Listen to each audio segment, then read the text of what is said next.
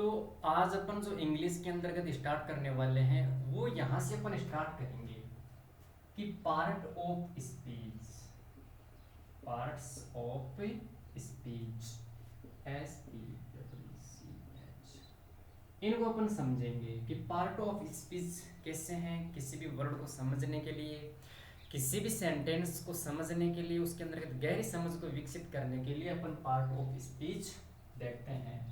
तो सबसे पहले अपन देखो इनकी थोड़ी सी जो बैकग्राउंड है, जो उसका जो बेस है, उसको समझने की कोशिश करते हैं कि अपन इंग्लिश को स्टार्ट कहाँ से करेंगे और कहाँ तक अपन उसको लेके जाएंगे, ताकि अपन का जो ग्रामर के जितने भी रूल्स हैं उन रूल्स को अपन एक अच्छी तरह से समझने की क्या कर सकते हैं, कोशिश कर सकते हैं।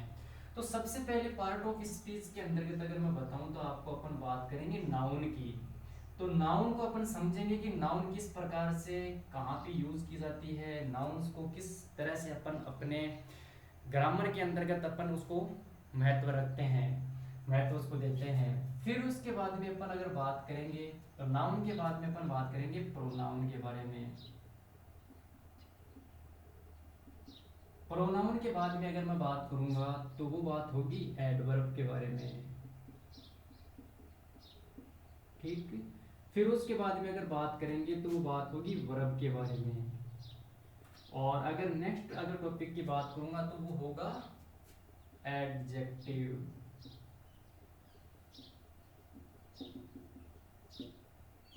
एडजेक्टिव के बाद में अपन बात करेंगे प्रपोजिशन के बारे में।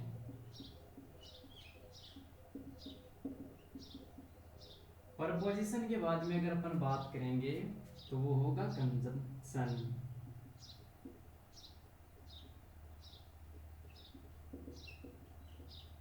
इनको अपन समझने की कोशिश करेंगे। तो सबसे पहले अपन नाउन के बारे में जानेंगे, फिर उसके बाद में अपन प्रोनाउन के बारे में जानेंगे, फिर उसके बाद में अपन एडवर्ब के बारे में जानेंगे, फिर उसके बाद में अपन वर्ब के बारे में जानेंगे, फिर उसके बाद में अपन एडजेक्टिव के बारे में जानेंगे, फिर अपन उसके प्रपोजिशन के बारे में जानेंगे, और प्रपोजिशन के बाद में अपन किसके बारे में जानेंगे, कंजंक्शन के बारे में अपन विस्तार से चर्चा इनके ऊपर करेंगे। तो नेक्स्ट वाली जितने भी वीडियो मैं बनाऊंगा तो उसके तहत अपन समझने की कोशिश करेंगे कि noun, pronoun, adverb, verb, adjective, preposition, conjunction का किस प्रकार से अपन यूज कर सकते हैं। तो इनको अपन विस्तार से समझने की कोशिश करेंगे कि इनका एक एक वीडियो, हर एक टॉपिक का हर एक पॉइंट का अपने जितने भी यहाँ पे पॉइंट नोट डाउन किए हैं उनको अपन क्या करेंगे, समझने की कोशिश करेंगे। तो ये अपन अपने आधार देखा, इस पॉइंट ऑफ व्यू के बाद में अपन इनको धीरे धीरे समझने की क्या करेंगे, कोशिश करेंगे। तो मैं आगे जो नेक्स्ट बात करूंगा वो होगा कि एनालिसिस ऑफ सेंटेंस, कि एक सेंटेंस जो होता है, एक जो वाक्य होता है, उस वाक्य को अपन किस प्रकार से एनालिसिस कर सकते हैं। तो अपन देखें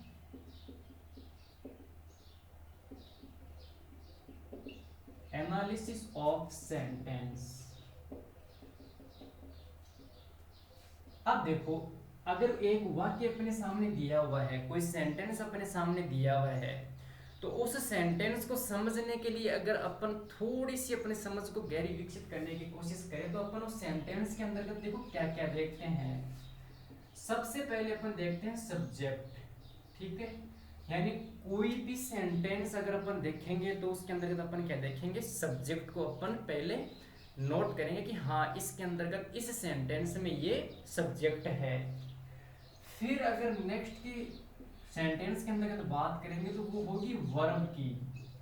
वर्ब को अपन जानेंगे और वर्ब को जानने के बाद में अपन जानते हैं ऑब्जेक्ट के बारे में, ठीक है। और ऑब्जेक्ट के बारे में जानने के बाद में अपन कोई चीज को जानते हैं वो है कॉम्प्लीमेंट।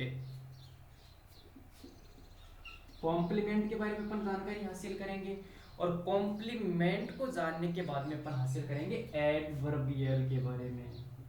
किसके बारे में जानकारी हासिल करेंगे, एडवर्बियल के बारे में जानकारी हासिल करेंगे।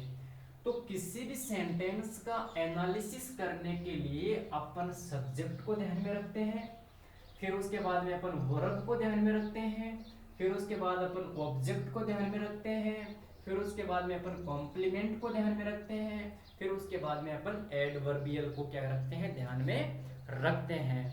तो सबसे पहले अपन अगर बात करें तो अपन बात करेंगे सब्जेक्ट की, कि सब्जेक्ट को अपन किस प्रकार से डिवाइडेड कर सकते हैं, उसको किस प्रकार से अपन भागों में, किन किन भागों में अपन बांट सकते हैं। तो अपन सब्जेक्ट और वर्ब की बात करते हैं। तो देखो सब्जेक्ट और वर्ब की अपन बात करते हैं, ठीक। तो सब्जेक्ट जो होता है वो सिंगुलर भी होता है और प्लूरल भी होता है। तो सब्जेक्ट जो होगा वो क्या होगा, सिंगुलर, सिंगुलर भी होगा और प्लूरल भी होगा। सिंगुलर का मतलब यहाँ पे एक वचन से है और प्लूरल का मतलब यहाँ से बहुवचन से है। वर्ब जो होता है, वर्ब भी दो भागों में अपन डिवाइडेड कर देते हैं इसको, ये भी सिंगुलर होता है और प्लूरल होता है, ठीक है। तो सिंगुलर और प्लूरल जो वर्ब होगी उनको अपन क्या करते हैं, समझने की क्या करते हैं, कोशिश करते हैं। फिर उसके बाद में अगर अपन सब्जेक्ट और नाउन की बात, इसकी वर्ब की बात करें तो इनको आगे थोड़ा सा समझने की क्या करते हैं, कोशिश करते हैं। अब देखो जैसे अपन ने देखा कि ये सब्जेक्ट है, तो सब्जेक्ट के अंतर्गत एक अपन इस्तेमाल करेंगे नाउन को और एक अपन इस्तेमाल करेंगे प्रोनाउन को। अब जो नाउन होगा उस नाउन के भी अपन दो भाग कर लेते हैं। कितने भाग कर लेते हैं अपन, दो भाग कर लेते हैं। जैसे यहाँ पे अपन देखते हैं कि इसको कितने भागों में बांटे अपन, एक इसको अपन बोल देंगे सिंगुलर और एक अपन इसको क्या बोल देंगे, प्लूरल। अब अपन देखें कि नाउन के अंतर्गत जैसे सिंगुलर है, तो सिंगुलर के अंतर्गत अपन क्या करेंगे, यहाँ पे ध्यान रखें जैसे बॉय है तो बॉय सिंगुलर वर्ड है, गर्ल है तो गर्ल सिंगुलर वर्ड है, या गर्ल सिंगुलर नाउन है। तो अब अपन यहाँ पे देख लें कि नाउन है उसके अंदर सिंगुलर और प्लूरल। अब जैसे मैंने यहाँ पे लिखा BOY बॉय, ठीक है, GIRL गर्ल, ठीक है। अब यहाँ पे अपन प्लूरल का अगर अपन यूज करेंगे तो इसके अंदर S या ES का प्रयोग कर देंगे। क्या कर देंगे, S या ES का अपन क्या कर देंगे, यहाँ पे प्रयोग कर देंगे। फिर अगर अपन थोड़ा सा समझने की कोशिश करें नाउन को, तो यहाँ पे सिंगुलर हो गया और यहाँ पे प्लूरल हो गया। तो यहाँ पे सिंगुलर और प्लूरल जो सब्जेक्ट, इनको अपन अगर समझने की कोशिश करेंगे नाउन के अंतर्गत, तो इनको धीरे धीरे अपन आसानी से हर एक एक टॉपिक को, जब सेंटेंस का अपन इस्तेमाल करेंगे, सेंटेंस को यूज करेंगे तो आपको ज्यादा समझने में आसानी होगी। फिर प्रोनाउन है, तो प्रोनाउन के अंतर्गत भी अपन इसको कितने भागों में बांटते हैं, दो भागों में बांटते हैं। वो ही दो भाग होते हैं, एक हो गया सिंगुलर और एक हो गया प्लूरल, ठीक है। तो प्रोनाउन कितने भागों में बांटा अपन ने, सिंगुलर और प्लूरल।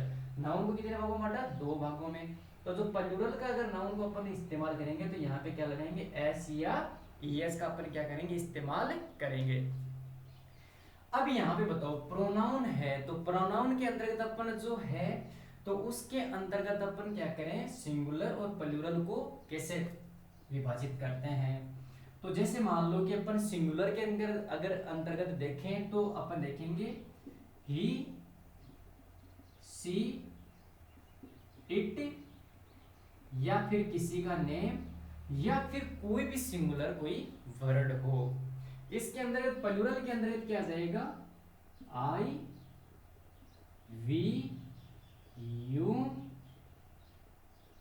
आई, वी, यू, नहीं आई नहीं आएगा, यहाँ पे थोड़ा सा मिस्टेक हो गया। तो अपन देखें वी, यू, दे, या फिर किसी भी प्रकार का कोई प्लूरल वर्ड है अपन उसको क्या करेंगे, इस्तेमाल में लाने की क्या करेंगे, कोशिश करेंगे।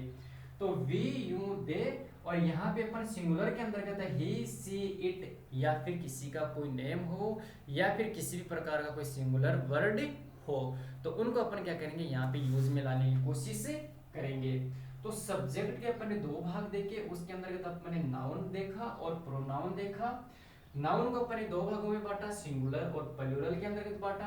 प्रोनाउन को अपन ने दो भागों में बांटा, सिंगुलर और प्लूरल के अंतर्गत बांटा।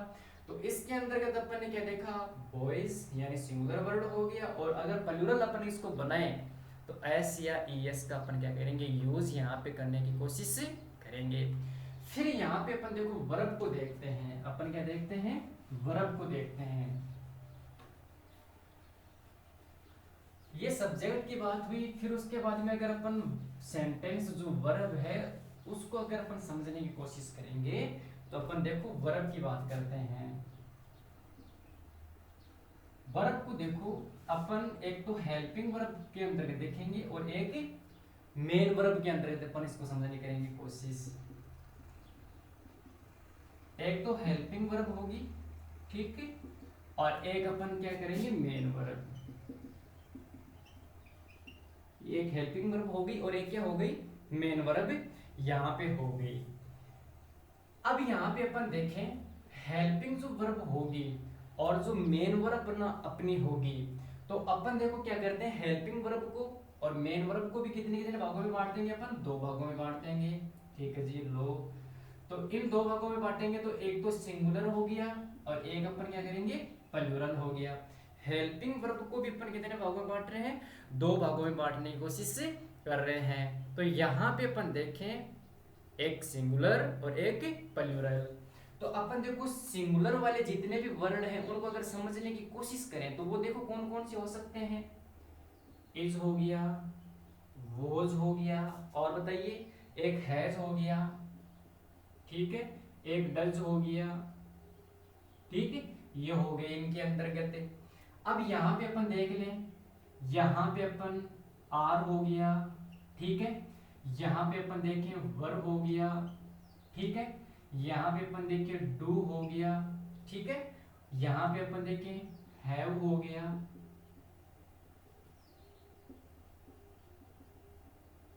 तो ये प्लूरल और ये कौन से हो गए, सिंगुलर यहाँ पे वर्ड हो गए। तो अपन इनको समझने की करेंगे कोशिश। फिर देखो मेन वर्ब को अपन बांट देते दो भागों में, मेन वर्ब को कितने भागों में बांट देते हैं, दो भागों में। तो एक हो गया सिंगुलर, एक हो गया प्लूरल। तो सिंगुलर जब वर्डों की अपन बात करें तो यहाँ पे अपन देखें कि प्लूरल वर्ब के अंतर्गत अपन देखें, सिंगुलर के अंतर्गत अपन क्या करने की कोशिश करेंगे, एस या ईएस लगाएंगे। क्या लगाएंगे, एस या ईएस लगाने की कोशिश करेंगे। और जो प्लूरल वर्ब है उनके अंतर्गत अपन वर्ब की जो फर्स्ट फॉर्म होगी उसका अपन क्या करेंगे, इस्तेमाल करने की कोशिश करेंगे। तो अपन ने एनालिसिस ऑफ सेंटेंस के तहत अपन ने ये देखा कि एक सेंटेंस का जब अपन विश्लेषण करते हैं, अगर एनालिसिस करते हैं, अगर उसको समझने की कोशिश करते हैं तो उसमें सब्जेक्ट होता है, वर्ब होता है, और उसके अंतर्गत अपन ने अपना कॉम्प्लीमेंट वाला देखा था, और फिर उसके बाद अपन ने एडवर्बियल देखा था और ऑब्जेक्ट देखा था। इन क्षेत्रों को अपन ध्यान में रखते हुए एक सेंटेंस का क्या करते हैं, एनालिसिस करते हैं। तो अपन ने सब्जेक्ट और वर्ब को ध्यान में रखा। कल नेक्स्ट वाले टॉपिक के अंतर्गत अपन पढ़ेंगे अपना ऑब्जेक्ट और कॉम्प्लीमेंट को अपन किस प्रकार से यूज करते हैं। मैं आशा करता हूँ आपको ये समझ में आया होगा। यानी हेल्पिंग वर्ब को अपन दो भागों में बांट देंगे तो एकदम से आसान है।